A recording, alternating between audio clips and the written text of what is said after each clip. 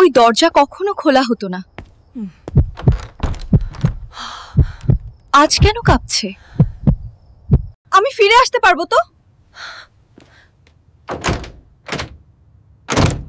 Now you're one of us. আমার প্রতিবিম্ব। এটা কি আমারই? ছাদে কেউ হাঁটছে?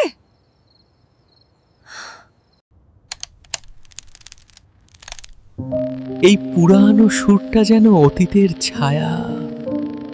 পিছনে কেউ আছে। এই পৃষ্ঠায় রক্তের গন্ধ। কেউ লিখেছিল, দরজা খুলো না।